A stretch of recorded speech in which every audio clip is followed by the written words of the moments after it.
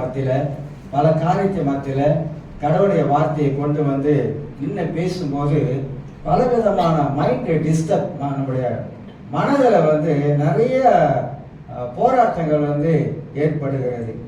ஆகினால நான் பேசுகிற வார்த்தைகளை எல்லாம் தேவனுடைய வசனத்திலிருந்து எடுக்க தான் பேசுகிறேன். கேட்கிறவருடைய மனதில் வேற எதையும் நம்முடைய மனதில் போடாதபடிக்கு கடவுளுடைய வார்த்தையை கேட்டு அந்த வார்த்தையிலே நாம் எல்லாரும் வளர ஆரம்பிப்போம். கர்த்தர் நம்மளை ஆசீர்வதிப்பாராக. மறந்து விட வேண்டாம். நீங்கள் 1 கொரிந்தியர் புஸ்தகத்தை நாம் திருப்பிக் கொள்வோம். அதிலிருந்து சில வார்த்தைகளை மத்தியிலே எடுத்து சுருக்கமாக பேசலாம் என்று எண்ணுகிறேன். 1 கொரிந்தியர் புஸ்தகத்தை நாம் திருப்பிக் கொள்வோம். எல்லாருக்கும் தெரிந்தது புதிய ஏற்பாட்டில் 1 கொரிந்தியர் புஸ்தகம் ஒரு அருமையான ஒரு அற்புதமான புஸ்தகம். எல்லா சபைகளிலும் கலாத்தியர் சபை, எபேசிய சபை, இப்படி கொலோசியர் சபை, எல்லா சபையை விட கொரிந்து சபை வந்து ஒரு மோசமான சபை என்பதை நான் ஏற்கனவே பிரசங்கித்து இருக்கிறேன், பல காரியங்களை சொல்லி இருக்கிறேன். அதனால அதிலிருந்து இன்னைக்கு வேற விதமான கோணத்துக்குள்ளாக நாம சிந்திக்கவிருக்கிறோம். இந்த கொரிந்து சபை என்பது ரட்சிக்கப்பட்ட மக்கள் தான், எல்லாரும் ரட்சிக்கப்பட்டாங்க தான். பவுல் வந்து 1.5 வருஷம் ஊழியம் செஞ்சாரு, எல்லாம் ரட்சிக்கப்பட்டு சபை அங்கே கட்டி எழுப்பப்பட்டது என்பது நமக்கு எல்லாருக்கும் தெரியும். பவுல் இந்த சபையை பார்க்கிறாரு. பவுல் இந்த சபையை பார்க்கும் பொழுது எப்படி பார்க்கிறாருனாக்கா, சபையை அவர் கட்டி எழுப்பும் போது சபை வந்து நல்லதான் வளர்ந்து வந்துச்சு. ஆனால் சபைக்குள்ளாக சில காரியங்கள் உண்டாக ஆரம்பிச்சிருச்சு. அதனால் பவுல் வந்து 18 மாதம் ஊழியம் செஞ்சுட்டு சபையை விட்டு போயிட்டாரு. தீமோத்தி அனுப்புறாரு, அதெல்லாம் நமக்கு தெரியும். தீமோத்தி அனுப்ப அங்கே ஊழியம் செய்கிறாரு.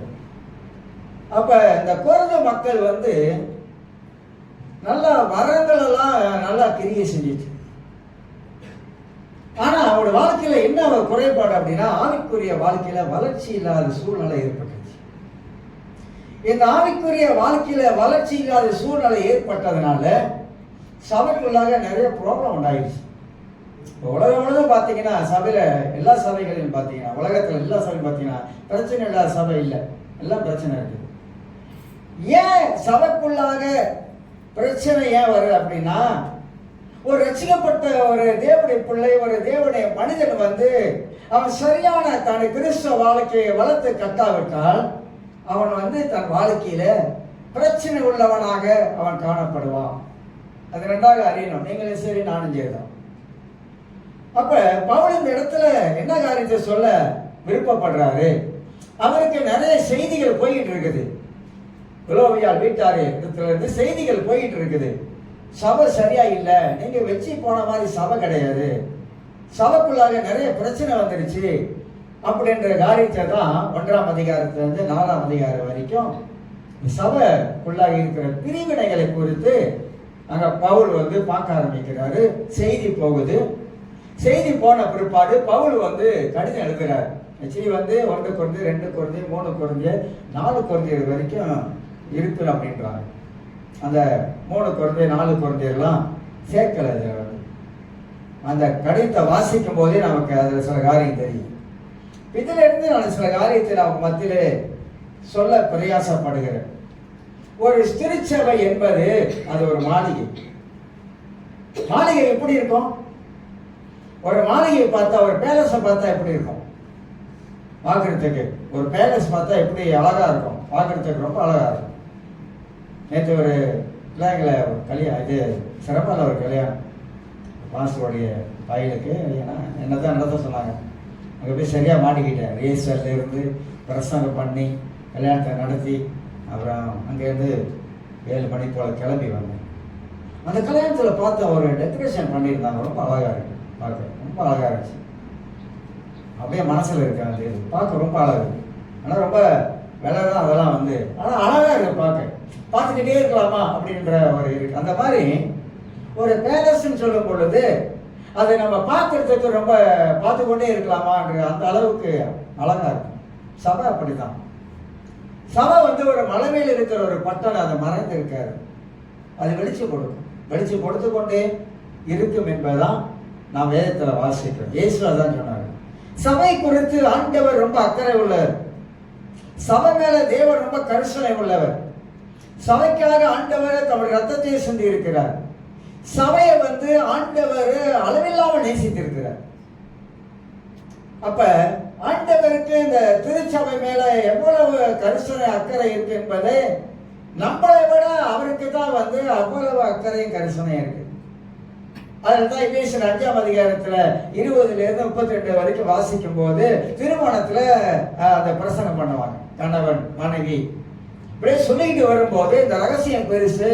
நான் கணவன் மனைவியை பத்தி பேசல, நான் திருச்சபையை பத்தி பேசுறேன்னு பவுல் சபைக்கு ஒப்பிட்டு இந்த கணவன் மனைவி வாழ்க்கையை வைத்து பேச ஆரம்பிக்கிறாரு.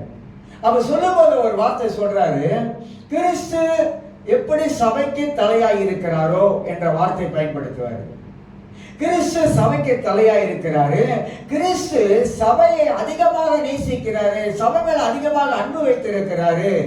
அதனால்தான் இயேசு கல்வாரி சிலுவையிலே சபையை நேசித்தபடினாலே அவர் தன் ஜீவனையே தந்தார்.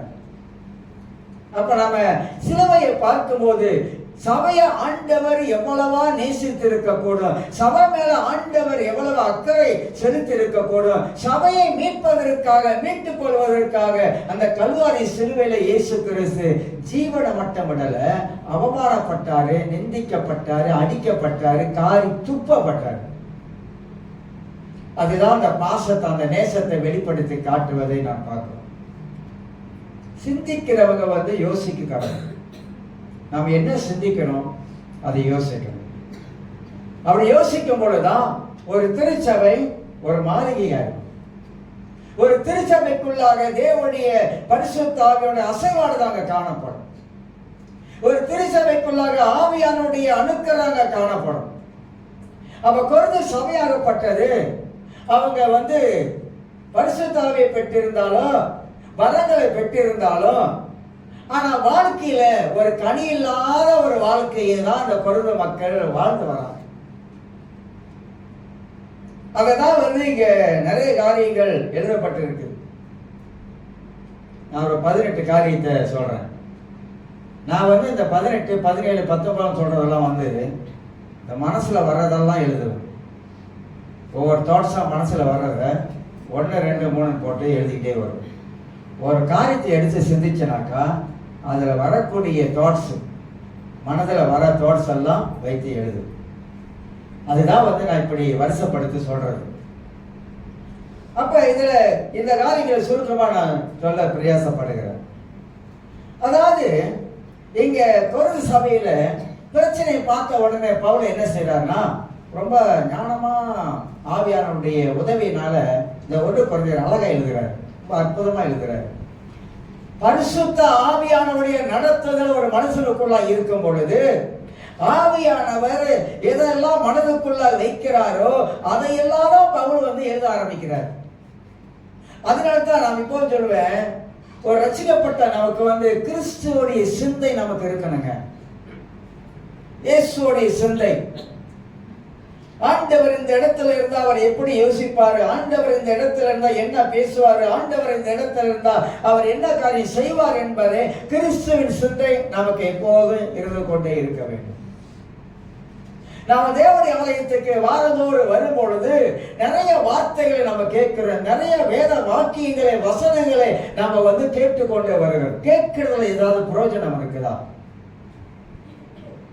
நம்ம கேட்கறதுல, வசனம் கேட்கறதுல நம்முடைய வாழ்க்கையில புரோஜனப்படுகிறதா? அதாவது புரோஜனம் உள்ளதாக என் வாழ்க்கையில அது காணப்படுதா? வார்த்தையின் வாழ்க்கையில புரோஜனம் உள்ளதாக காணப்படுகிறதா? அந்த வார்த்தையின் வாழ்க்கையில உண்மையாகவே பேசுகிறதா? அந்த வார்த்தை உண்மையாகவே என் வாழ்க்கையில கிரியை செய்கிறதா? அந்த வார்த்தையின் மூலமாக என்னுடைய எண்ணங்கள் மாறி இருக்கிறதா? அந்த வார்த்தையின் மூலமாக என் வாழ்க்கையின் ஜீவியம் மாறி இருக்கிறதா? எனக்கு சரி, உங்களுக்கு சரி. என்ன கேட்டா நான் என்னுடைய வாழ்க்கையில நிறைய காரியங்களை மாற்றிக்கொண்டு தான் வரேன், மாறிக்கொண்டே வருகிறேன். ரொம்ப கவனமாக நாம வாழ வேண்டிய காலங்களாக இருக்கிறது. இயேசு சீக்கிரம் வர போறாரு. நம்புறீங்களோ நம்பலையோ, இங்கேயே உட்கார்ந்து இருக்கிறவங்க உட்கார்ந்துருங்க. ஆனா இயேசு சீக்கிரமா வர போறாரு. உலகத்தோட செய்தியை கொஞ்சம் கேட்டு பாருங்க. மூணாவது உலக போருக்கு எல்லாம் ரெடி ஆகுது. நான் அடிக்கடி சொல்லிட்டு வரேன், கிறிஸ்தவ வாழ்க்கையும் நம்ம ரொம்ப கவனமாக ஒரு ஆயத்தம் உள்ள ஒரு வாழ்க்கையாக நான் வாழ்வது அவசியமா இருக்குது. இந்த வருஷத்துல டிசம்பர் மாதத்துல பயங்கரமான பேரழிவு வரும்னு நான் சொல்லிட்டு தான் இருக்கிறேன். ஏன்னா இன்னைக்கு இருக்கிற உலகத்தோட சூழ்நிலை மாறிடுச்சுங்க. வேலையெல்லாம் போயிடுச்சுன்னு என்ன பண்ணுவீங்க? என்ன பண்ண போறோம்? அந்த மாதிரி என்ன சூழ்நிலை வந்துருச்சுன்னு என்ன செய்ய போறோம்? இப்ப உலகம் முழுவதும் பார்த்தீங்கன்னா பிசாசுடைய பயங்கரமான கிரியை செயல்படுது. நீசெல்லாம் பார்த்தா, மனுஷால பார்த்தீங்கன்னா செய்தியை பார்த்தா இவன் அங்க சத்தான், இவன் அங்க சத்தான், அவங்க 4 பேரை வெட்டினா, இங்க 10 பேரை வெட்டினா, பெரிய குழப்பமா இருக்குது. இப்படி குழப்பமான உலகத்துல வாழுகிற நம்முடைய வாழ்க்கையில நமக்கு தேவனுடைய வார்த்தை தான் நமக்கு பலன், வேற எதுவுமே இல்லை. கடவுளுடைய வார்த்தை தான் நமக்கு பலனா இருப்பதை நம்ம அறிந்து கொள்கிறோம். அப்ப பவுல் இந்த 1 கொரிந்தியர் புத்தகத்தை எழுதும் பொழுது எடுத்த எடுப்புல அவர் திட்டல, எடுத்த எடுப்புல கொரிந்திய மக்களே அப்படின்னு அவங்களை எதையும் மோசமா பேசல. ஆனா அவர் ஆரம்பிக்கிற விதமே அற்புதமா ஆரம்பிக்கிறார், ரொம்ப அற்புதமா ஆரம்பிக்கிறார். இதை நம்ம படிக்கும் போது நம்ம ரொம்ப யோசிக்கணும், ஏன் பவுல் எடுத்த எடுப்புல இந்த கொரிந்து மக்கள் அந்த சபைக்குள்ளாக காணப்படுகிற நேரடியா பிரச்சனையை தாக்காதபடிக்கு அவர் என்ன சொல்ல வர்றாரு? முதலாவது இந்த மக்களுக்கு முதலாவது எண்ணத்தை மனதில் போட வராரு. அந்த மக்களுக்கு எண்ணத்தை விதைக்க ஆரம்பிக்கிறாரு.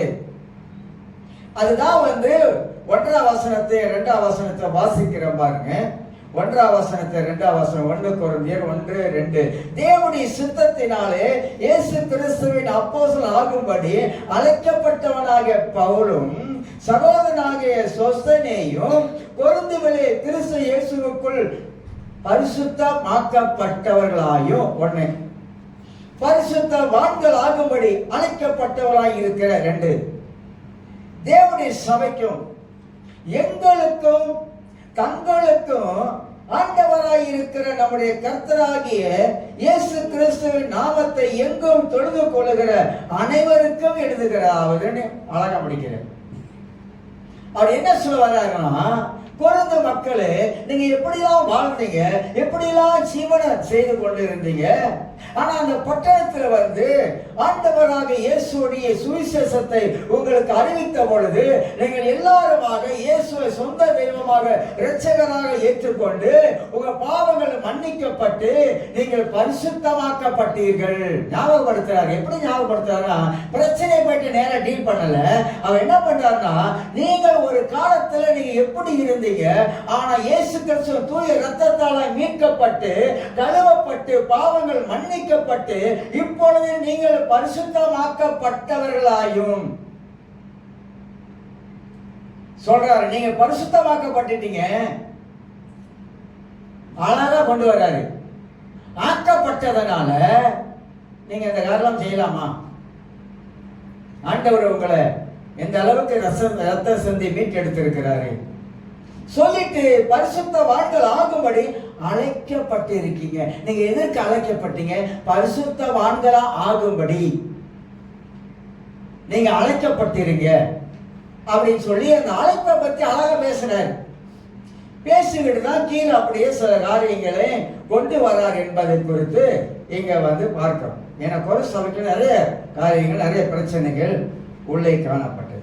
1வது உங்க மத்தியில சொல்லுகிறேன். முதலாவதாக மாம்சத்தின்படி நடக்கும் ஆவிக்குரிய மக்கள். மாம்சத்தின்படி ஃப்ளஷ்ல நிறைய பேர் வாழ ஆரம்பிக்கிறாங்க. யாரு? ஆவிக்குரிய மக்கள். கொரிந்து புத்தகத்தை நல்லா கொஞ்சம் படிச்சு பார்த்தீங்கன்னா 3 விதமான மக்களை பத்தி அங்க பேசுவாரு. 2ஆம் அதிகாரத்தெல்லாம் ஜென்ம சுவாபம், அப்புறம் ஆவிக்குரிய மனிதன், மாம்சத்துக்குரிய மனிதெல்லாம் ரொம்ப அழகா தெளிவா பேசுவார். அப்ப இங்க சொல்லும் பொழுது மாம்சத்தின்படி நடக்கும் யாரு? ஆவிக்குரியவர்கள் எப்படி மாம்சத்தின்படி நடக்கிறார்கள்.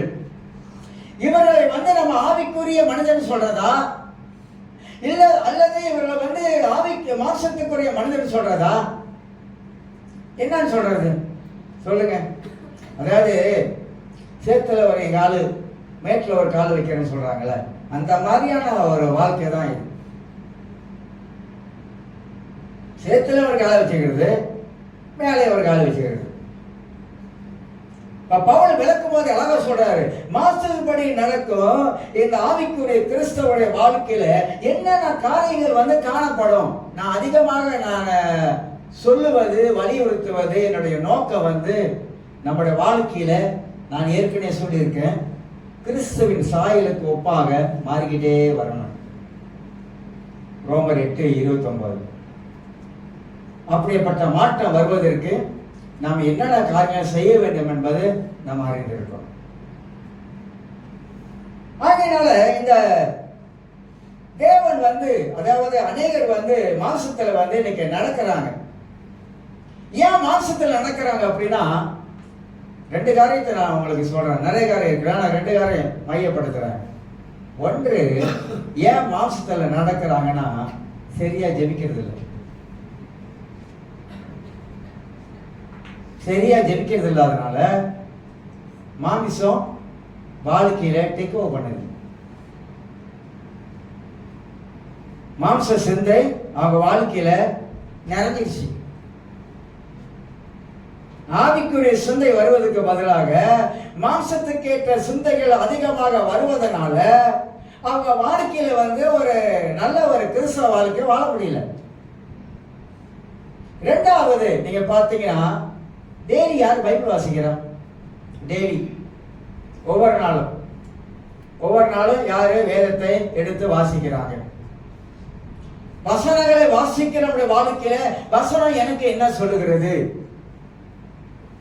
உங்களை குறித்து வேற யாரும் சொல்ல வேணாம், உங்களை குறித்து என்ன குறித்தும் பைபிள் நான் படிக்க படிக்க படிக்க அந்த வேத வசனமே நான் யார் என்பதை எனக்கு வந்து அடையாளம் காட்டுது. நான் யாரு, நான் எப்படிப்பட்ட ஆளு, நான் எப்படி வாழுகிறேன், நான் எப்படி சிந்திக்கிறேன், நான் எப்படி ஜீவிக்கிறேன், இது வந்து வேத வசனம் என் வாழ்க்கையில அப்படியே படம் போல எடுத்து காட்டுது.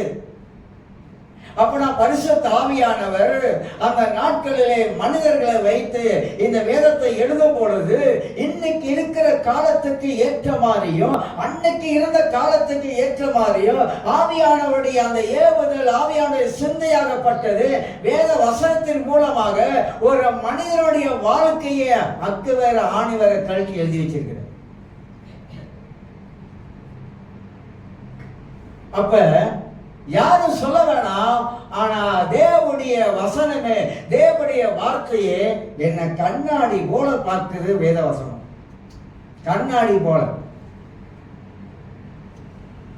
அப்ப நம்ம யோசிக்கணும், நம்ம இந்த ரெண்டு காரியத்துல சரியாக நான் வந்து தேவனுடைய சமூகத்துல ஒவ்வொரு நாளும் என்னுடைய தனிப்பட்ட விதத்துல எனக்கு தனிப்பட்ட ஒரு டிவோஷன் வச்சிருக்கிறேன்.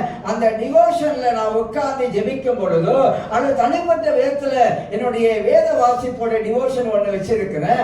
இத ரெண்டையும் நான் வந்து விடாம நான் செயல்படுவதனால ஆண்டவருடைய ஆவியானவர் எனக்குள்ளாக கிரியை செய்கிறார்கள். ரொம்ப ரொம்ப முக்கியமான காரியங்க வசனத்தை வாசிக்கிறது. அதுலதான் எல்லா ரகசிய விஷயங்கள் எல்லாம் அதுல அடங்கி இருக்குது. ஆக நான் ஒரு ஆவிக்குரிய மனிதனாக வாழுகிறேன்னா அல்லது ஆவிக்குரிய மனிதனாக இருந்து மாம்சத்துல நான் வாழ்க்கையை நடத்தி கொண்டு போறேனா, இதை நாம யோசிக்கணும். அப்ப சபையில அநேகர் ஆவிக்குரிய மனிதர்கள் இல்லை. நம்ம சாப்பாடு சொல்லலைங்க, பொதுவாக சொல்கிறேன். நீங்கள் வேறு மாதிரிலாம் பார்க்காதீங்க. நான் பிரசவம் பண்ணுறதை கஷ்டப்பட்டு பிரசவம் பண்ணுறேன், வேறு மாதிரிலாம் பார்த்துக்காதீங்க. உலகத்தில் எந்த சபை எடுத்தாலும் ஆவிக்குரியவர்களை வந்து விரல விட்டு எண்ணலாம். ஆனால் மாசத்துக்குள்ள விரல விட்டு எண்ண வேணாம், குமிஞ்சு கிடக்கிறாங்க. அப்ப அந்த ரெண்டுக்குள்ள வித்தியாசம் தான் கொரிந்து சபையில பவுல் வந்து அழகா எழுதுறாரு. ஒரு வருத்தமான காரியம் கொரிந்து சபை. ஏன்னா அவங்க செஞ்ச காரியம் கடவுளுக்கு விருப்பமில்லாத காரியம். அவங்க பண்ண காரியெல்லாம் வந்து ஆண்டவருக்கு எதிராக பண்ணாங்க. ரட்சிக்கப்பட்டாங்க, ஆனா எதிராக செய்யறாங்க, எதிராக செயல்பட்டாங்க. மோசமான ஒரு சபையா இருந்தது. இரண்டாவதாக, மாம்சத்தின்படி நடப்பவர்கள் எப்படி இருப்பாங்க தெரியுமா உங்களுக்கு? எப்படி இருப்பாங்க தெரியுங்களா? நான் அதெல்லாம் பேசலாம், வேற பேசிடுவேன், பரவாயில்ல, வேண்டாம், மன்னிச்சு விட்டுறேன். ஏன்னா வார்த்தையை நம்ம தியானிக்கும் பொழுதுதான் கர்த்தருடைய ஆவியானவர் நமக்கே பாடத்தை முதல் கற்றுக் கொடுப்பாரு. நான் வந்து வசனம் தியானிக்கிறேன், சிந்திக்கிறேன், அப்படி யோசிக்கிறேன் உட்கார்ந்து அப்படின்னாக்கா எனக்கு முதல் கற்றுக் கொடுப்பாரு. அந்த மாதிரி நம்முடைய வாழ்க்கையில மாம்சத்தில் நடப்பவர்கள் எப்படி இருப்பார்கள் அப்படின்னாக்கா, நீங்க நல்லா கவனிச்சு பார்த்தீங்கன்னா, மாம்சத்தில் வாழுகிறவர்கள் வளராதவர்கள், வளர மாட்டாங்க. நீங்க என்னதான் சொல்லி கொடுத்தாலும் வளர மாட்டாங்க. ஏன் வளர மாட்டாங்கன்னா, அந்த வளர வேண்டும் என்ற வாஞ்சை அவங்களுக்கு இல்லை. நான் வளரணும், நான் கிறிஸ்துக்குள்ளாக வளரணும், கிறிஸ்துவுக்குள்ளாக ஒரு முதிர்ந்த ஒரு அனுபவத்தை வாழ்க்கையில வரணும், நான் அதை பெற்றுக்கொள்ளணும் அப்படின்னு நினைப்பாங்க. நீங்க வேதத்துல 1 பேதுரு 2ஆம் அதிகாரத்தை கொஞ்சம் திருப்பிக்கொள்ளும். 1 பேதுரு 2ஆம் அதிகாரத்தை கொஞ்சம் திருப்பிக்கொள்ளும். மனித 2 பாயிண்ட் 3 பாயிண்ட் பேசிட்டு அவ்வளவுதான் முடியும் போல இருக்கு. 1 பேதுரு புஸ்தகத்துல நான் வாசிக்கிறேன். 1ஆம் அதிகாரத்துல சத்தம் காணும். 1ஆம் அதிகாரத்தை டெஸ்டிங் திரும்பிட்டீங்களா? இல்ல திரும்பிட்டு இருக்கீங்களா? மன்னிக்க, 2ஆம் அதிகாரம் எடுத்துக்கொள்ளுங்க. 2ஆம் அதிகாரத்துல 3ஆம் வசனம் வாசிக்கிறேன். உடனே இது வாசிக்கிறேன், அப்பதான் நமக்கு விளங்கம் பண்ணும். இப்படி இருக்க, எப்படி இருக்க, எப்படி இருக்க, இப்படி இருக்க அப்படின்னா இத 1ஆம் வசனத்திலிருந்து தொடர்பு, 1ஆம் அதிகாரத்துல தொடர்ச்சி. இது வந்து 2ஆம் அதிகாரத்துல வருது. இப்படி இருக்க கர்த்தர் தயவுள்ளவர் என்பதை நீங்கள் ருசித்து பார்த்தது உண்டானால் சகல துர்குணத்தையும், என்னது ஒரு குணம் சொல்ல, சகல துர்குணத்தையும், அப்புறம் சொல்றாரு சகலவித கபடத்தையும், சகல துர்குணம், சகல கபடம். கபடம் என்ன தெரியுமா? கபடம், கபடம் உள்ளுக்க என்ன வச்சிருப்பாங்க? கபடம்.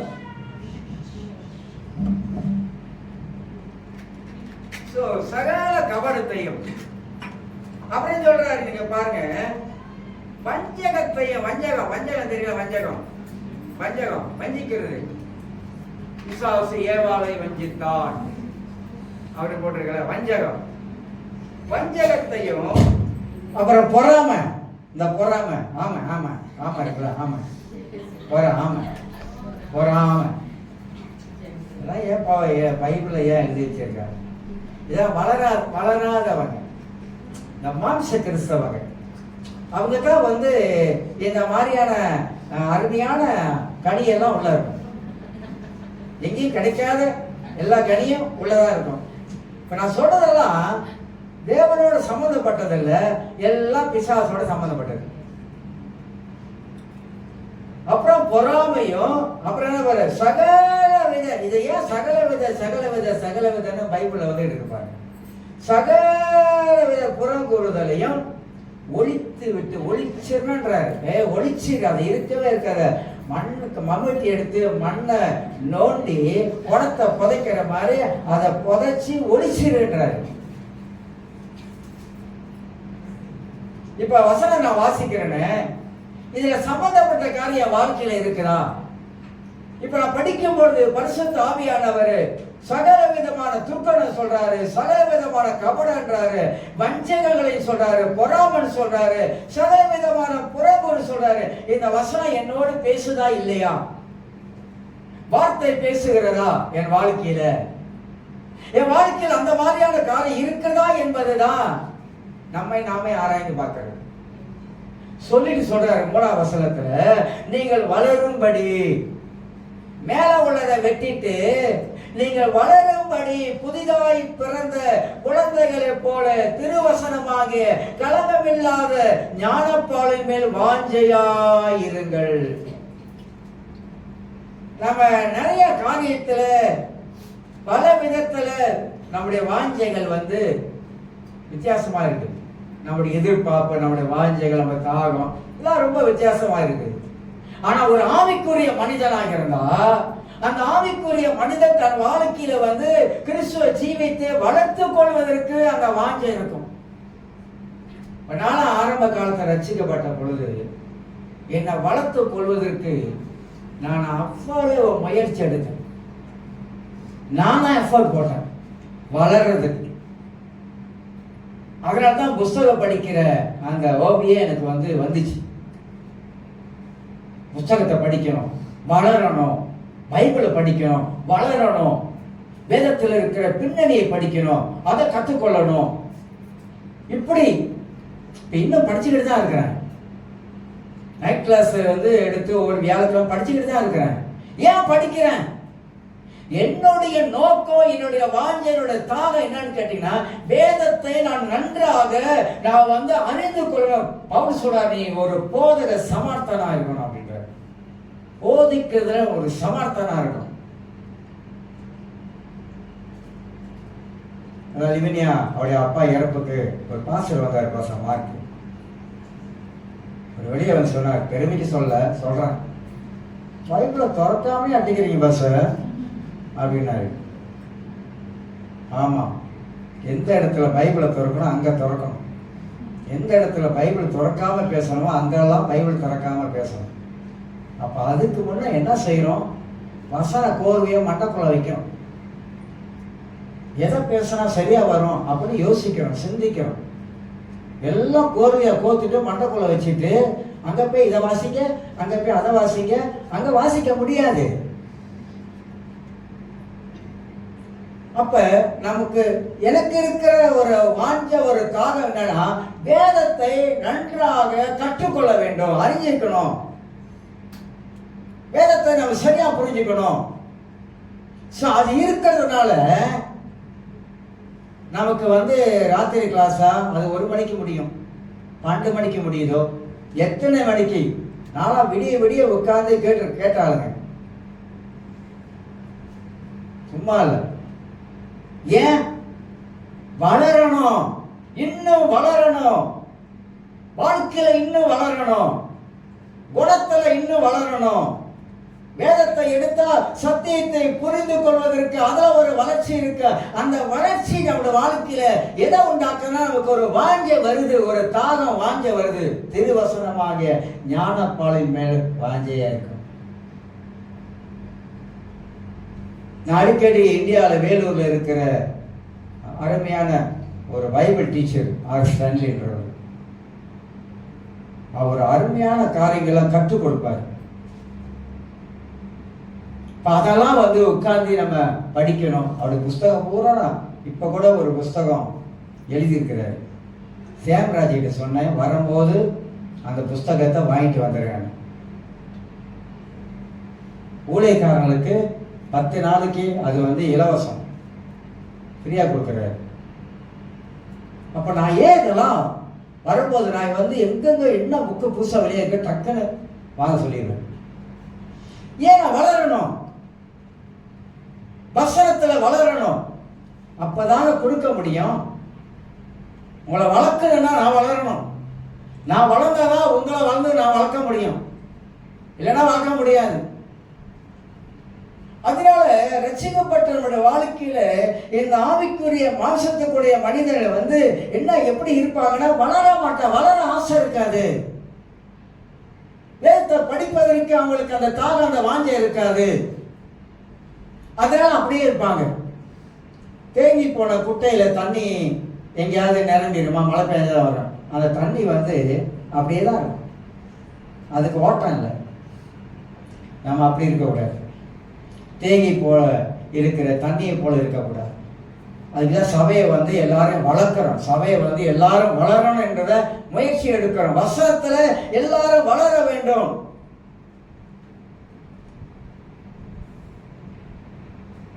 1 கொரிந்தியர் புஸ்தகத்தை 3ஆம் அதிகாரம் 1 வாசித்து நிப்பாட்டுகிறேன். 1 கொரிந்தியர் 1ஆம் அதிகாரம் மன்னிக்கிறேன் 3ஆம் அதிகாரம் 1ஆம் வசனத்தை வாசிக்கிறேன். மேலும் சகோதரரே, நான் உங்களை ஆவிக்குரியவர்கள் என்று எண்ணி உங்களுடனே கூட பேசக்கூடாமல்.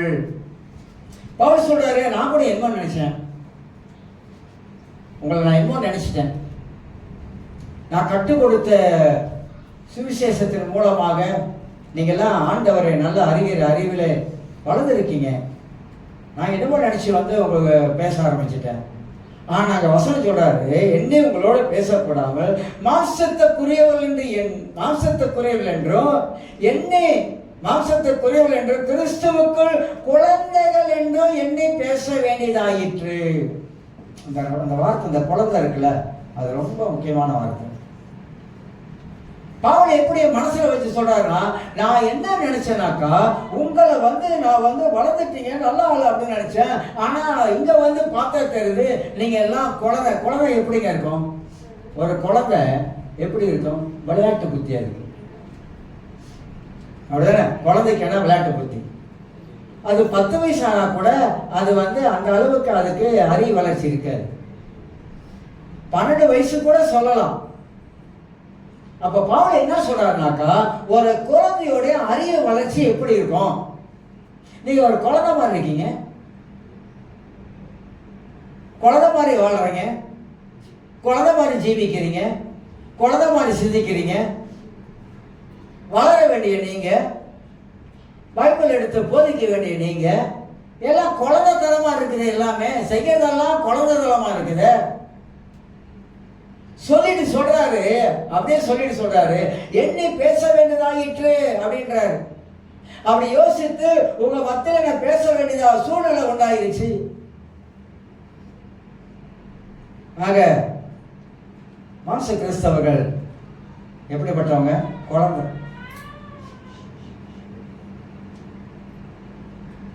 ஆனா ஆவிக்குரிய ஒரு கிறிஸ்தவன் அப்படி இருக்க மாட்டாங்க.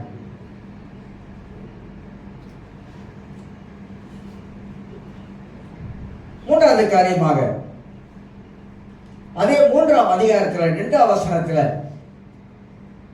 அழகா சொல்றார், நீங்கள் பலன் இல்லாதவர்களானதால். அதை அண்டர்லைன் பண்ணணும். நான் சொல்ற ஒரு பாயிண்ட் அந்த வசனத்துல தான் எடுக்கிறேன். நீங்கள் பலன் இல்லாததானால் உங்களுக்கு போதனை கொடாமல் பாலை குடிக்க கொடுத்து இன்னமும் நீங்கள் மாம்சத்துக்குரியவராய் இருக்கிறபடியா இப்பொழுது உங்களுக்கு பலன் இல்லை. பலன் இல்லை, சிரத்து இல்லை. என்ன சிரத்து இல்லை நமக்கு அப்படின்னா, வசனத்துல நமக்கு பலன் இல்லை. வார்த்தையில பலன் இல்லாமல் வாழ்றோம், ஆவியில ஒரு பலன் இல்லாமல் வாழ்றோம். அந்நிய பாஷை ஆரம்பத்தில் நம்ம எல்லாரும் இயேசுவை ஏற்றுக்கொள்ளும் போது ஆவில நிரம்பி எல்லா அந்நிய பாஷெல்லாம் பேசணும். சேர்ச்சில் கூட கேமரா நான் பேசினேன். அந்த செய்தி கர்த்தரே கொடுத்தாரு, ஆனால் பேச முடிக்க முடியாது. ஆனா அந்த அந்நிய பாஷை நமக்கு ஏன் நம்முடைய வாழ்க்கையில ஆண்டவர் நாவல கரெக்டா இறங்கினார்னா, அந்த நாவை சுத்திகரித்து அந்த நாவல பரிசுத்தாவுடைய வல்லமை இறங்கும் பொழுது அந்த நாவல் மூலமாக நாம் தேவனோடு நேரடியாக தொடர்பு வைப்பதற்கு அந்நிய பாஷையை கொடுத்தார். பேசுறோமா? வளர்ச்சி. அந்நிய பாஷையில ஒரு வளர்ச்சி இருக்குதா? அந்நிய பாஷையில வளர்ந்த கிறிஸ்தவங்களா வாழ்றோமா? சொல்லுங்க பார்க்கலாம். சேர்ச்சுக்கு வந்தா கூட பேச மாட்டோம் அந்நிய பாஷையில, ஆவில ஜெபிக்க மாட்டோம். இது ஒரு பெரிய ரகசியம். ஆவில ஜெபிக்கிறது ஒரு பெரிய ரகசியம். இன்னொரு, நான் பைபிள் ஸ்கூல் படிச்சு கொடுக்கும் போதெல்லாம் அனுப்பிவிட்டேன் எல்லாத்துக்கும் வீடியோ போட்டு. இன்னொரு இங்க கொடுத்தா நினைக்கிறேன், அந்நிய பாஷை பேசுவதனால 100 பெனிஃபிட். இன்னொரு பெனிஃபிட் என்ன? இதை நான் என்ன சொல்ல வரேன் தெரியுங்களா? நம்ம உலகத்துல வாழ்ந்தாலும் உலகத்துக்குரிய மனுஷன் இல்லைன்னு சொல்ல வரேன். நம்மளாம் கடவுளோடு நடக்கிற ஆளுங்க, நம்மளாம் தேவனோடு இணைந்து வாழ்ற ஆளுங்க. இந்த உலகத்தை பத்தி நமக்கு ஆவிக்குரிய கண்கள் நமக்கு திறக்கப்பட்டிருக்குது. உலகத்தை பத்தி நமக்கு தெரியும், உலகத்தை மனிதனை பத்தி நமக்கு தெரியும், நம்ம யார் என்பது நமக்கு நன்றாக தெரியும். நம்ம எந்த உலகத்துல வாழ, ஒரு ஆவிக்குரிய உலகத்துல வாழ்ந்து கொண்டு இருக்கோம். இந்த உலகம் ஒரு மாம்சத்துக்குரிய ஒரு உலகமா இருக்குது. அப்ப ஆவிக்குரிய உலகத்துல வாழ்வதற்கு பரிசுத்த ஆவியானவர் நமக்கு என்னென்ன காரியங்களை வேதத்துல நம்ம கொடுத்திருக்கிறாரு, தேவன் எதை கொடுத்திருக்கிறாரு, அதை எடுத்து பயன்படுத்த பயன்படுத்த பயன்படுத்த. இரும்பு மண்ணில் தான் இருக்குது. மண்ணில் இருக்கிற வரைக்கும் அது மண்ணுக்குள்ள துருப்பிடிச்சு தான் கிடக்கும். ஆனா அது எடுத்து பயன்படுத்தும் பொழுதுதான் அந்த துருவெல்லாம் போயிடும். அது பளபளப்பாகும். ஆவில பளபளப்பாயிரும். ஆவில ஷாப்பா இருக்கும். ஆவில உணர்ந்து கொள்ளுவோம். நமக்குள்ளாகவே ஒரு பெரிய விடுதலையை பார்க்கலாம். இதெல்லாம் ஒரு பெரிய பாடங்க, பெரிய காரியம். இதெல்லாம் இது நம்மளோட வாழ்க்கையில ஆவிலே பலன் இல்லாதவர்கள் யாருன்னு கேட்டீங்கன்னா மாம்சத்துக்குரியவர்கள், ஆவிலே பலம் இல்லாதவர்கள். இப்ப நான்லாம் எவ்வளவு சவாலை சந்திச்சிருந்தீங்களா இன்ன வரைக்கும். என்னைக்கு பேசுறேனாக்கா அவ்வளவு சவால்களை என் வாழ்க்கையில சந்திச்சுக்கிட்டு வரேன். சாதாரண சவால் இல்லை, எத்தனையோ சவால்கள், எத்தனையோ போராட்டங்கள். என்னுடைய ஆவிக்குரிய நிலையை அழிக்க வந்த போராட்டங்கள், என் வாழ்க்கையில பலவிதமான சோர்வுகளை கொண்டு வந்த போராட்டங்கள், மன போராட்டம், இருதய போராட்டம். இப்படி எல்லா போராட்டத்தை மத்தியில நான் செய்கிற ஒரு காரியம் என்னவென்னாக்கா, என் ஆவியில நான் பலனா இருக்கிறேன். என் உள்ளாத மனிதன் அது தொத்தலா இல்லை, எலும்பு தோலுமா இல்லை.